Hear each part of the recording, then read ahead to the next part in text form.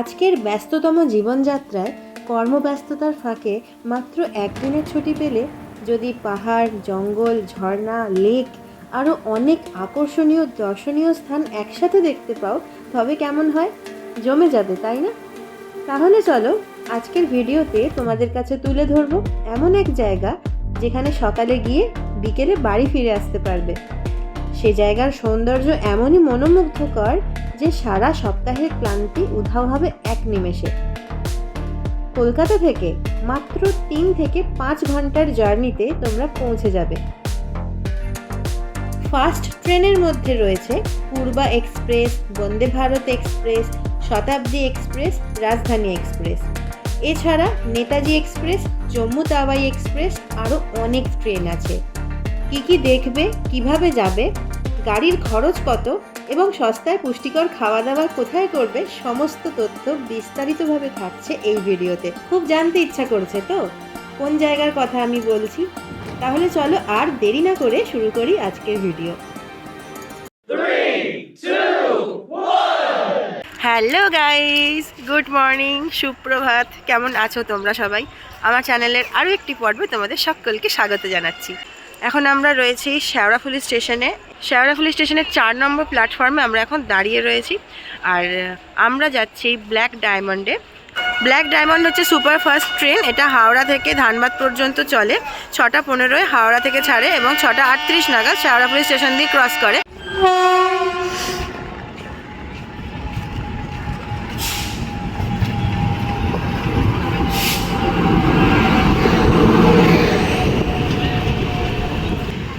Howrah Dhanbad black diamond express ঢুকছে এখন। সময় হচ্ছে 6টা 45। AC chair car coach. এই ট্রেনটা দুবার দাঁড়ায়, যেহেতু এটা অনেকটাই লম্বা ট্রেন, প্ল্যাটফর্মে ধরে না। তো এটা হচ্ছে D6, D1 আরও ওদিকে আছে। D6টা এগিয়ে গেলে D1টা আসবে, তখন আমরা উঠবো। তো ট্রেনটা তখন আরও 2 মিনিট দাঁড়াবে স্টেশনে। দেখো লেখা রয়েছে ধানবাদ হাওড়া। D1-এ আমাদের সিট।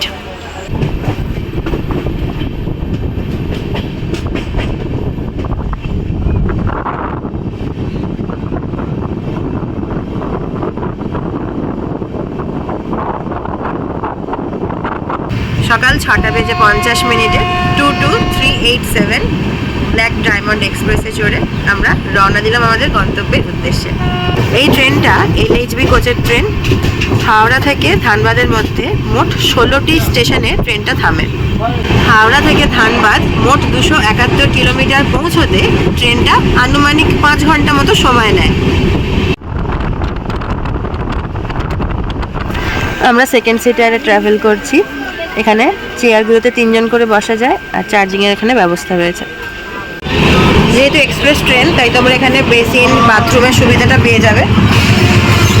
এটা হচ্ছে ইন্ডিয়ান টয়লেট। যথেষ্ট দুর্গন্ধযুক্ত, তাই খুবই অসুবিধা হলো দরজাটা খুলতেই, একেবারে মুখে গন্ধটা ঢুকে গেল। আর এটা হচ্ছে ওয়েস্টার্ন স্টাইল, এটা আর খুললাম না।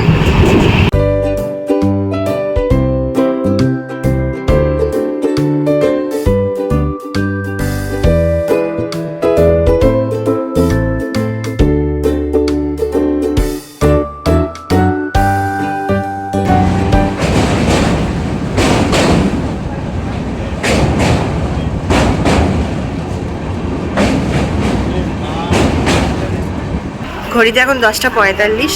11টা 18-এ ট্রেনটা নামানোর কথা ছিল ধানবাদ জংশনে, কিন্তু আমরা নেমে গেছি প্রায় নির্ধারিত সময়ের 25 মিনিট আগে। তো খুব ফাস্ট আমাদের পৌঁছে দিয়েছে স্টেশনে ট্রেনটা। সেকেন্ড ক্লাস সিটারে মাথা পিছু 140 টাকা করে ভাড়া পড়েছে। আর এসি চেয়ার কারে যদি তোমরা যেতে চাও তাহলে 480 করে মাথা পিছু লাগবে।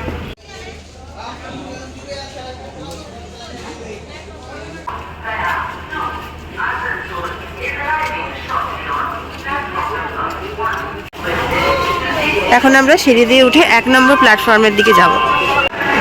স্টেশনের মধ্যে 2য় শ্রেণী প্রতীক্ষালয় বা সেকেন্ড ক্লাস ওয়েটিং হল আছে, যেটা নন এসি।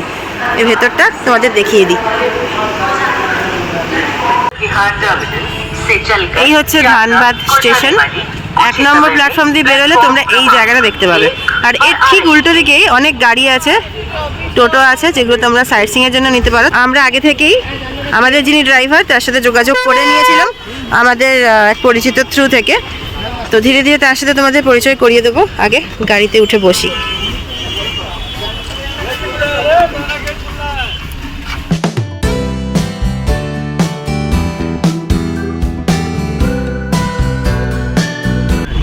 আমরা হোটেল প্যারাডাইস ইনে এসেছি। যেহেতু আমরা অনেক ভোরবেলা বেরিয়েছি তাই সাইট সিং শুরু করার আগে আমরা হোটেলে একটু ফ্রেশ হয়ে নেব, কারণ স্টেশনের ওয়েটিং রুমে আমরা গিয়ে দেখলাম ওখানে মানে আমার ঠিক মনে হলো না সুইটেবল আমার জন্য হবে, তাই হোটেলে ঢুকে প্রথমে ফ্রেশ হয়ে নেব, তারপরে আমরা আশপাশটা ঘুরে দেখতে বেরোবো। হোটেলে আমরা ঢুকে গেছি আর এইটা হচ্ছে এসি রুম। এটার ভাড়া হচ্ছে 1500, কিন্তু আমরা যেহেতু এক্ষুনি জাস্ট ফ্রেশ হয়ে বেরিয়ে যাব, বেশিক্ষণ থাকবো না, তাই ওরা কনসিডার করে আমাদেরকে এত সুন্দর রুমটা 1000 টাকায় দিয়েছে। হোটেলটা কিন্তু একদম স্টেশনের কাছেই, 1 কিলোমিটারের মধ্যে। বাথরুমটা কত বড়, বাহ, খুব সুন্দর পরিষ্কার পরিচ্ছন্ন হোটেল। আমরা এইমাত্র হোটেল থেকে বেরোলাম, এখন 12:50 বাজে। এখন গাড়ি থেকে আমরা যাত্রা শুরু করব। তোমরা যদি চাও তাহলে হোটেল নাও নিতে পারো, তোমরা একদম স্টেশন থেকে এসে সাইট সিং করে তারপর হোটেলে গিয়ে ফ্রেশ হতে পারো, যার যেরকম সুবিধে। আজকে যে পরিমাণে গরম, তো আমরা যদি ফ্রেশ না হতাম আমাদের একদমই চলছিল না, শরীরে এনার্জি ছিল না, তার জন্য আমরা হোটেল নিলাম। 1000 টাকায় ওয়ার্থ ইট। চলে এসেছি গাড়ির সামনে। 12:57 বাজে, আমাদের যাত্রা শুরু হয়ে গেল।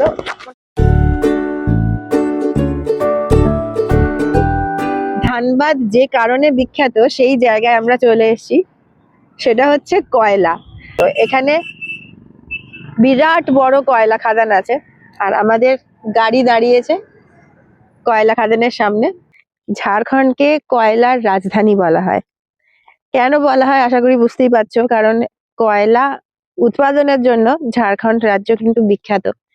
সেই কয়লা খাদানে, যেটা ছোটবেলায় আমরা ভূগোলে পড়েছি, সেই জায়গায় এখন দাঁড়িয়ে আছি। এখানে পুরো কয়লার পাহাড় চতুর্দিকে, দেখে কিন্তু বেশ মজা লাগছে।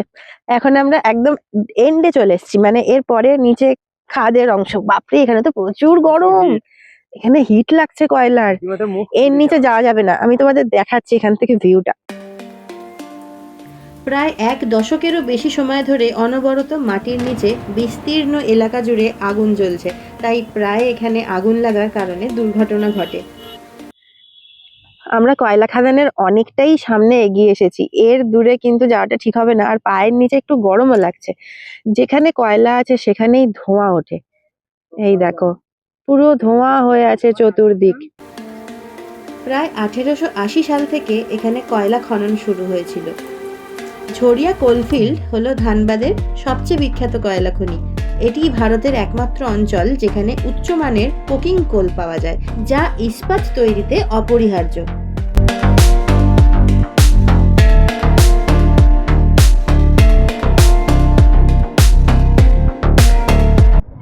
কয়লা খাদানে যদি তোমরা না নামো তাহলেও রাস্তা দিয়ে যেতে যেতে তোমরা এরকম কয়লার পাহাড় দেখতেই পাবে।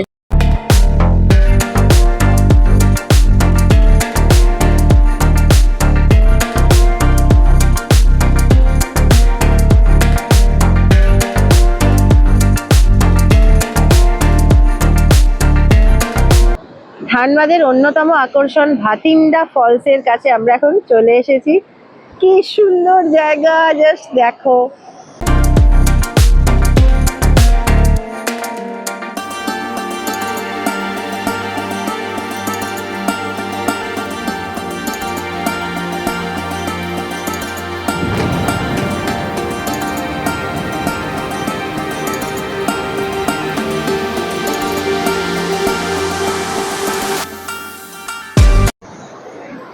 এই ঝর্ণার ঠান্ডা জলে এখানে একটা কুকুর কি সুন্দর আরাম করে চান করছে, দেখো।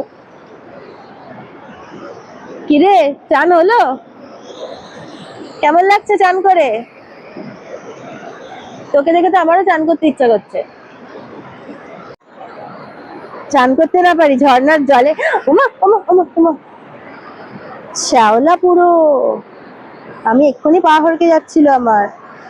এখানে এলে খুব সাবধানে কিন্তু জলে নামতে হবে, মানে যারা জলে পা ডোবাতে চাও বা চান করতে চাও খুব সাবধানে, কিন্তু এই জায়গাটা একদম পেছল হয়ে আছে। আমি আরেকটু হলেই হড়কে পড়ে কোমরটা ভাঙছিলাম।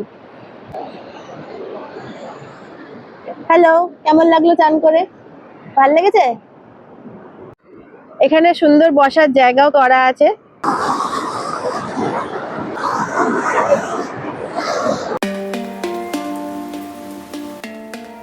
ঝাড়খণ্ডের ধানবাদ জেলার চমৎকার একটি অফবিট পর্যটন কেন্দ্র হলো এই ভাটিন্ডা জলপ্রপাত। কাতারস নদী থেকে এই জলপ্রপাতটি উৎপত্তি হয়েছে। ধানবাদ স্টেশন থেকে প্রায় 14 কিলোমিটার দূরে মণিডিহা নামক এলাকায় অবস্থিত এই ভাটিন্ডা জলপ্রপাত। শীতকালে স্থানীয়দের কাছে পিকনিক স্পট হিসেবেও অত্যন্ত জনপ্রিয় এই স্থানটি।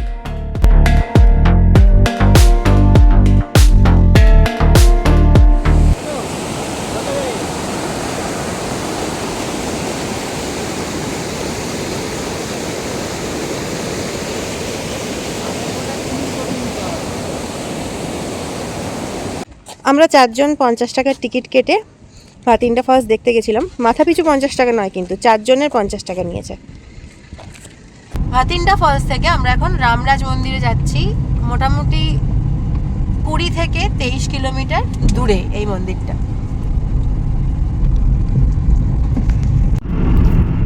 এই যে রাস্তাটা দিয়ে আমরা যাচ্ছি, এটা হচ্ছে ধানবাদ রাঁচি রোড।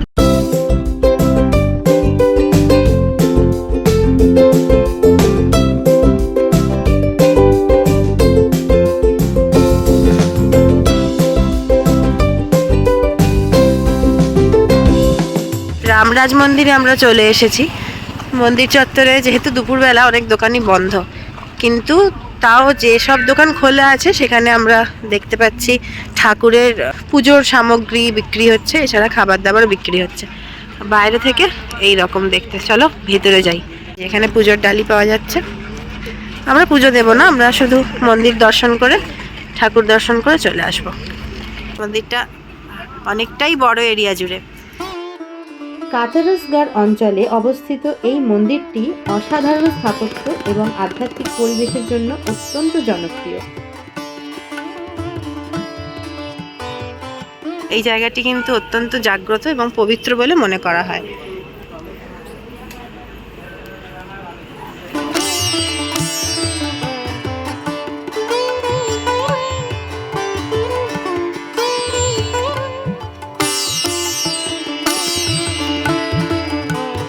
নিখুঁত কারুকার্যময় মন্দির এবং রাজকীয় প্রবেশদ্বার থাকার কারণে ভক্তরা এই রামরাজ মন্দিরকে মিনি অযোধ্যা নামে অভিহিত করেছে। যেখানে শ্রীরামচন্দ্র রয়েছেন সেখানে হনুমানজি থাকবে না তা তো হতে পারে না, তাই এখানে রয়েছে হনুমান মন্দির। জয় বজরংবলী।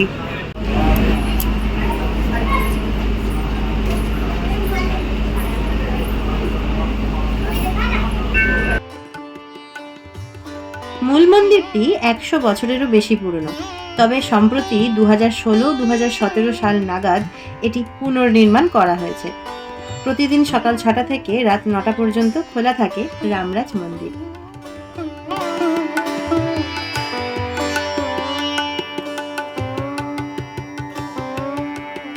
রামরাজ মন্দির থেকে 20 কিলোমিটার দূরে রয়েছে তুপচাচি লেক। তো এখন বাজে হচ্ছে 3:30।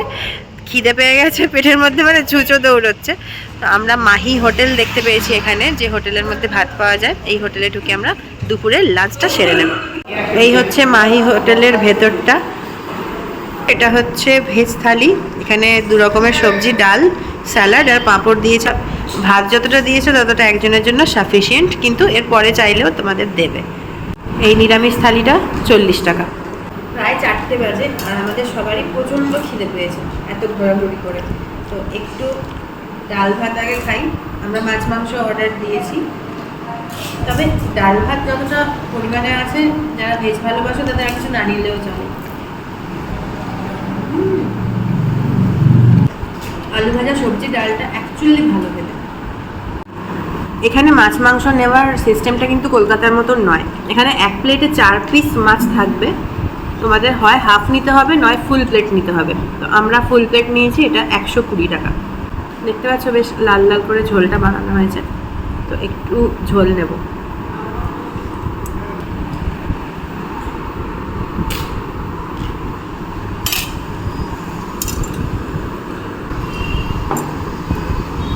মাছের ঝোলটা দেখতে যতটা টেম্পটিং, খেতে ততটা ভালো নয়, মশলার পরিমাণটা অনেকটাই বেশি। চিকেন তোমরা ফুল প্লেট পাবে 160 টাকায়, আর হাফ প্লেট পাবে 80 টাকায়। চিকেনটা একদম নরম, আর চিকেনের গ্রেভিটা কিন্তু খুবই টেস্টি। এই যে এটা হচ্ছে চিকেনের গ্রেভি। মাহি হোটেল থেকে এইমাত্র খেয়ে বেরোলাম। এবার তোপচাঁচি লেকের দিকে আমরা যাব। ঘড়িতে এখন 4:26 বাজে। তো ওভারঅল খাওয়া দাওয়া ভালোই ছিল, মাছটা একদমই হতাশ করেছে আমাকে। বাঙালি মানুষকে মাছ ভালো না দিলে সে খুঁতখুত করবেই, কিছু করার নেই।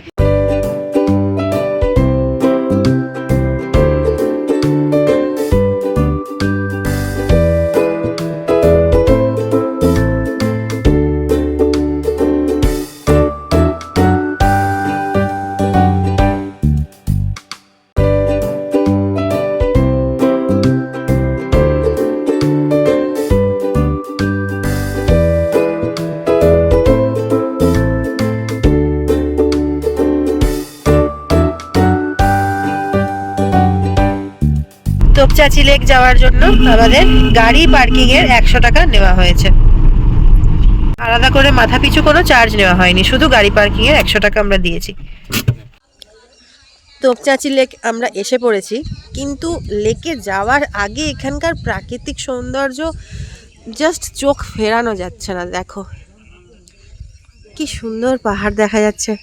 আমি হলফ করে বলতে পারি এতক্ষণ এতগুলো স্পট আমরা ঘুরেছি, কিন্তু এই জায়গার মতো সৌন্দর্য কোথাও পাইনি। অনেকটা নর্থ ইস্টের মতো আমার লাগছে এটা দেখে।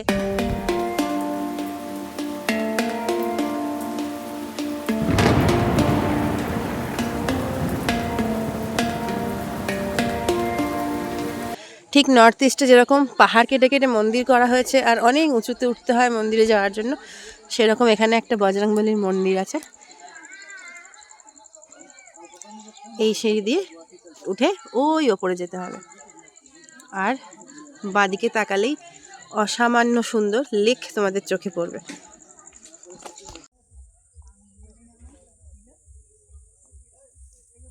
এই জায়গাটা দেখো আর অনুভব করার চেষ্টা করো, কতটা সুন্দর প্রাকৃতিক সৌন্দর্য। জলের মধ্যে পাহাড়ের ছায়া পড়েছে, আর ওই দূরের পাহাড়টা আবছা, যেন ধোঁয়ায় মিশে আছে এরকম মনে হচ্ছে। হাতে আঁকা ছবি যেরকম আমরা ছোটবেলায় আঁকতাম, সেই রকম অনেকটা। আর দূরে একটা মন্দির মতন দেখা যাচ্ছে। তোপচাঁচি লেকে এখন যতটা জল রয়েছে, খুব স্বাভাবিকভাবেই যখন বৃষ্টি হয় তখন এর থেকে অনেক বেশি জল থাকে, আর তখন ওই ভরন্ত লেকের যে একটা সৌন্দর্য সেটা আলাদাই রকমের হবে বলাই বাহুল্য। তবে আমরা যেটা দেখতে পাচ্ছি এটাতেই সন্তুষ্ট বললে কম বলা হবে। আমাদের খুবই ভালো লাগছে দেখে। এই জায়গাটায় সূর্যের ছায়া পড়েছে, দেখো এখন ঘড়িতে বাজে হচ্ছে 5:10। সানসেটের টাইমে যদি তোপচাঁচি লেকে আসতে পারো তাহলে খুব ভালো হয়, এই টাইমটা দেখতে ভালো লাগে। ধানবাদের অন্যতম প্রধান এবং মনোরম কৃত্রিম পর্যটন কেন্দ্র হলো এই তোপচাঁচি লেক। পাহাড়, জঙ্গল এবং সবুজে ঘেরা এই হ্রদটি একাধারে পিকনিক স্পট এবং ঐতিহাসিক স্থান হিসেবেও বিখ্যাত। প্রায় 214 একর এলাকা জুড়ে বিস্তৃত এই তোপচাঁচি লেক। ওই যে দূরে মন্দিরটা দেখা যাচ্ছে, এটা আমি একটু আগে দেখাচ্ছিলাম তোমাদের। এই মন্দিরটা 7 কিলোমিটার এখান থেকে। তোমরা যদি 4 হুইলারে আসো তাহলে ড্রাইভারকে বলবে এই যে রাস্তাটা গেছে এই রাস্তা দিয়ে ঘুরিয়ে 7 কিলোমিটার অতিক্রম করে এই মন্দিরে তোমাদের পৌঁছে দেবে। ব্রিটিশ আমলে 1915 থেকে 1924 সালের মধ্যে পার্শ্ববর্তী ঝরিয়া এবং ধানবাদ কয়লাখনি অঞ্চলে পানীয় জল সরবরাহের জন্য এই কৃত্রিম জলাধারটি তৈরি করা হয়েছিল। তোপচাঁচির নিকটবর্তী গোমো রেল স্টেশন থেকে 1941 সালের 18ই জানুয়ারি নেতাজি সুভাষচন্দ্র বসু ছদ্মবেশে ভারতবর্ষ ত্যাগ করার জন্য শেষবার ট্রেনে চড়েছিলেন। তাহলে আশা করি বুঝতেই পারছো ঐতিহাসিক দিক থেকে এই স্থানটি কতটা সমৃদ্ধ।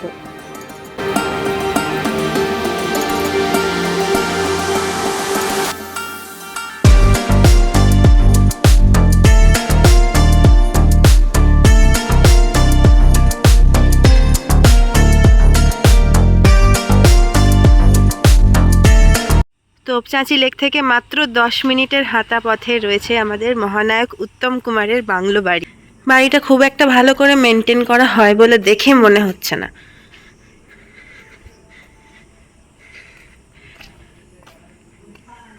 চারদিকে অযত্নের গাছপালা, নানান জায়গা চটে গেছে, ভেঙে গেছে।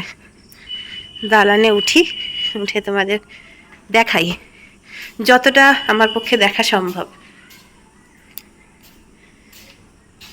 এই দেখো বন্ধ ঘর।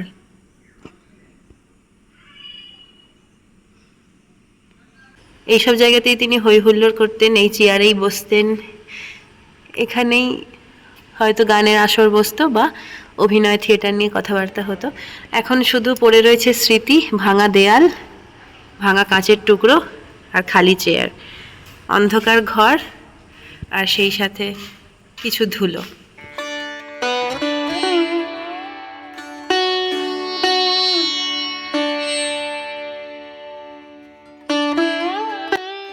উনিশশো 70-এর দশকে এই বাড়িটি এবং এর চারপাশের এলাকাকে কেন্দ্র করে উত্তম কুমার তার স্বপ্নের ফিল্ম সিটি তৈরি করতে চেয়েছিলেন, কিন্তু তার আকস্মিক মৃত্যুর পর তার এই পরিকল্পনা আর বাস্তবায়িত হয়নি।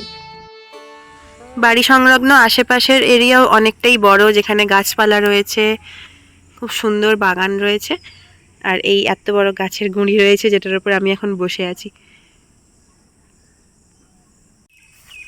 পাশে বসত বাড়ি রয়েছে, যেখানে জবা ফুলের গাছ দেখতে পাচ্ছি, আর ওদিকে ঘরও রয়েছে। একদম গ্রাম্য পরিবেশ, শহর থেকে একদম বিচ্ছিন্ন, একদম আলাদা। এই গাছে কত ফুল ফুটেছে দেখো। ওই জবা গাছ থেকে একটা ফুল পেরেছি, কারণ জবা ফুল আমার খুব ভালো লাগে, আর এত ফুল হয়েছে কেউ কিছু বলারও নেই, তাই পারলাম। ফুলটা আমি আমার চুলে গুঁজবো। কেমন লাগছে আমাকে কমেন্ট করে জানাও কেমন লাগছে জবা ফুল গুঁজে, চুলে জবা ফুল গুঁজে কেমন লাগছে সেটা জানাও। এই গাছটা কত বড়, কত পুরনো গাছ, কত কিছুর সাক্ষী হয়ে দাঁড়িয়ে আছে এখানে, কত প্রাচীন গাছ। এখানকার মানে পরিবেশটাই আলাদা। এখানে অনবরত ঝিঁঝি পোকার ডাক, আর কোনো গাড়ি ঘোড়ার শব্দ নেই, কোনো রকম পলিউশন নেই।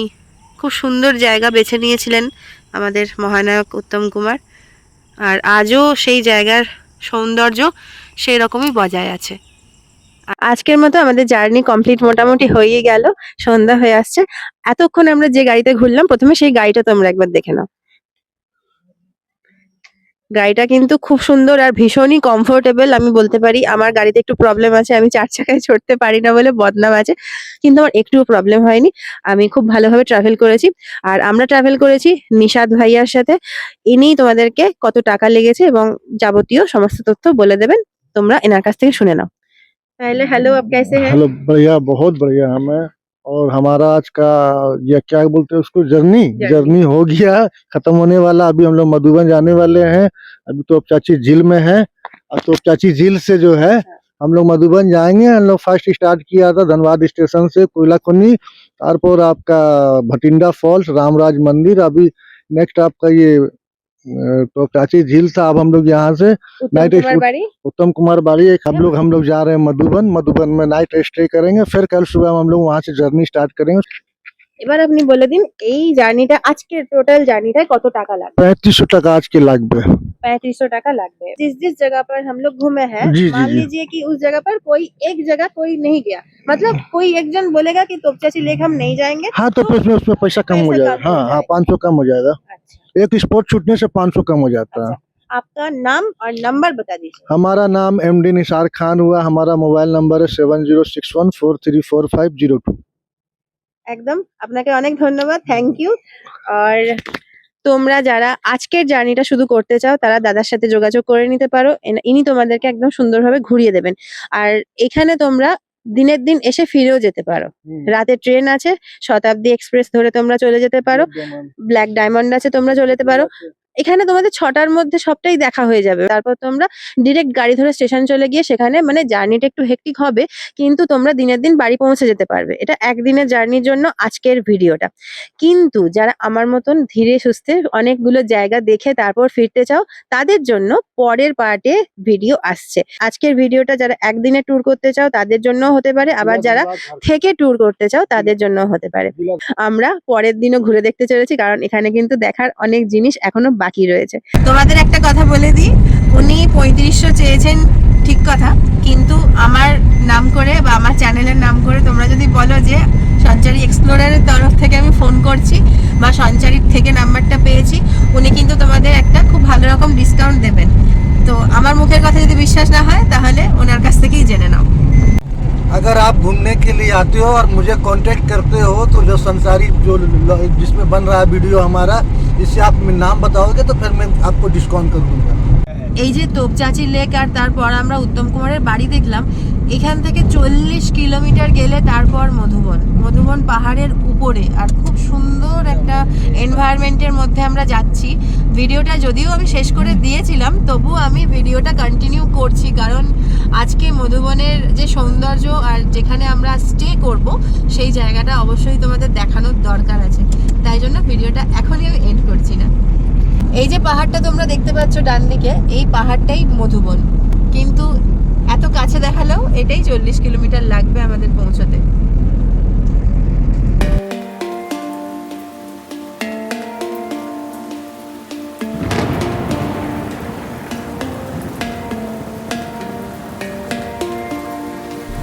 আমরা মধুবন এরিয়ার মধ্যে ঢুকে গেছি, আর ঢুকেই আমরা দেখতে পাচ্ছি এখানে প্রচুর জৈন মন্দির আছে। সন্ধ্যাকালীন পুজো হচ্ছিল, ওখানে আওয়াজ পাচ্ছিলাম। এই দেখো, মানে রাস্তার দুধারে মন্দিরই মন্দির, প্রচুর মন্দির, আর আকাশে বিদ্যুৎ চমকাচ্ছে। এখানে বেশ কিছুদিন যাবৎ বৃষ্টি হচ্ছে না।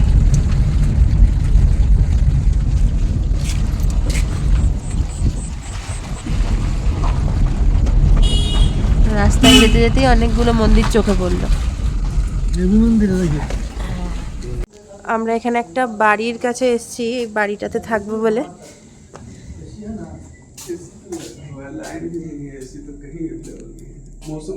एसी नहीं लगेगा हम लोग को। डबल बेड का 2 रूम दिखा दीजिए। 2 रूम चाहिए। আমরা থাকবো আর আমার কাকিমারাও থাকবে, দুটো রুমে, দুটো জায়গা। बड़ा कमरा है वो एक में भी हो जाएंगे। एक में नहीं, हम लोग को 2 रूम चले लगेगा। देखा 2 दिन। চলো, দেখলে তো অসুবিধা নেই, দেখতেই পারি, পছন্দ অনুযায়ী আমরা নেব।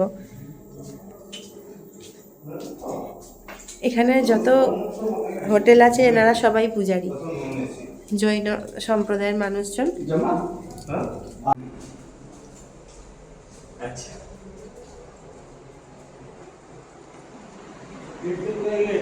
এগুলো অনেকটা ওই একসাথে যারা অনেকে ঘুরতে আসে তাদের মতন, তারা একসাথে থাকতে পারবে, একটাই ঘরে অনেকে শুতে পারবে। যেমন এটায় 3 জন শুতে পারবে, ওটায় 4 জন থেকে 5 জন শুতে পারবে।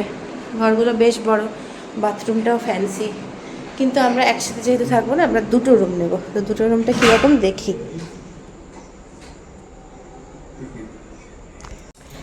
এই যে এটা হচ্ছে একসাথে শোয়ার জন্য।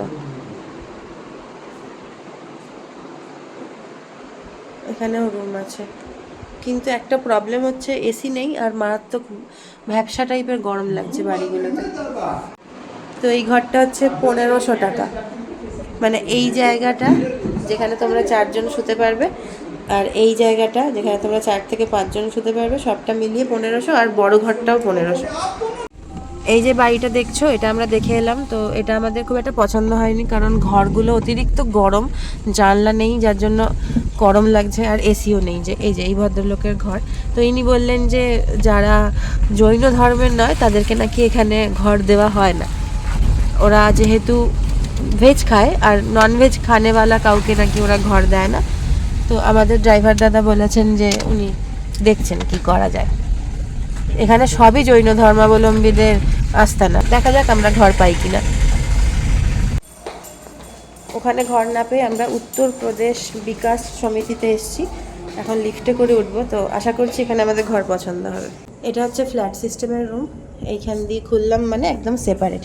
এই যে এটা ডাইনিং হল, আর এখানে দুটো রুম, চারটে রুম আছে একটা ফ্ল্যাটের মধ্যে। আর এই হচ্ছে ঘর এবং এর সাথে অ্যাটাচ বাথ আছে, কোনো ব্যালকনি নেই। তো আমরা বলেছি আমাদের ব্যালকনি লাগবে না, আমাদের শুধু ঘর হলেই চলবে। ঘরটা দেখো ভীষণই সুন্দর।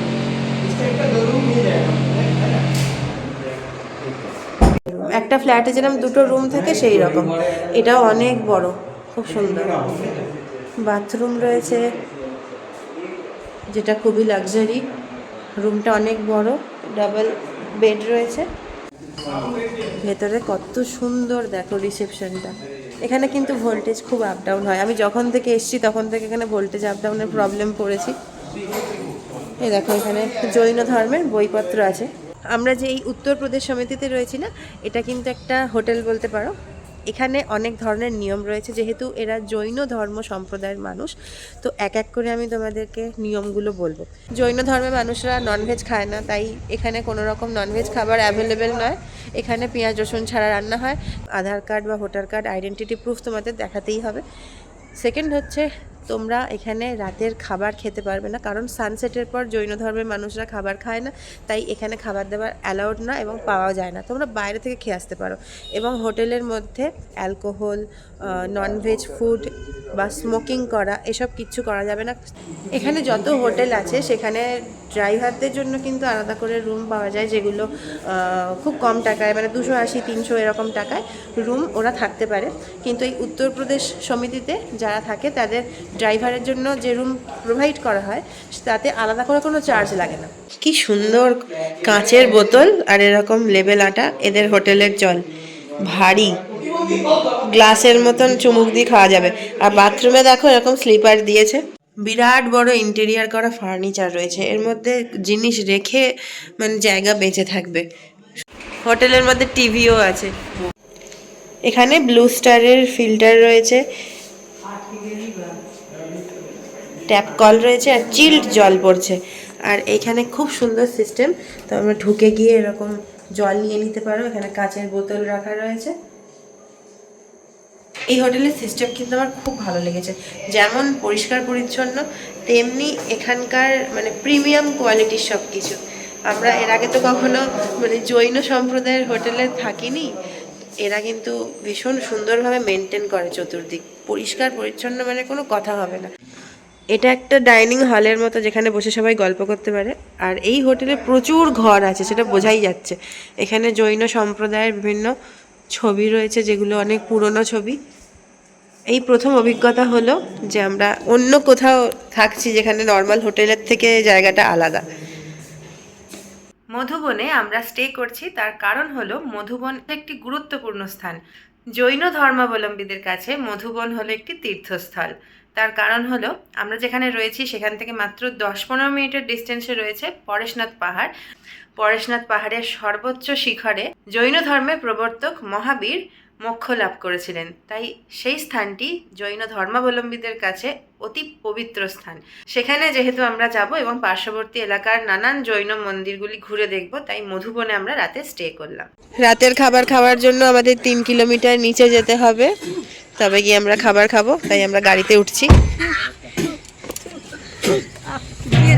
3 কিলোমিটার পেরিয়ে আমরা চলে এসেছি। আমি ভেবেছিলাম যে আমাদের হোটেলের আশপাশেই হাঁটা পথেই হয়তো দোকান পড়বে যেখানে আমরা খেয়ে নেবো, কিন্তু ওখানে সব কিছু বন্ধ, কোনো দোকান নেই। তো আমরা এখানে খেতে ঢুকেছি। এখানে আলাদা কেবিনও আছে, তো আমরা এই কেবিনটায় বসবো।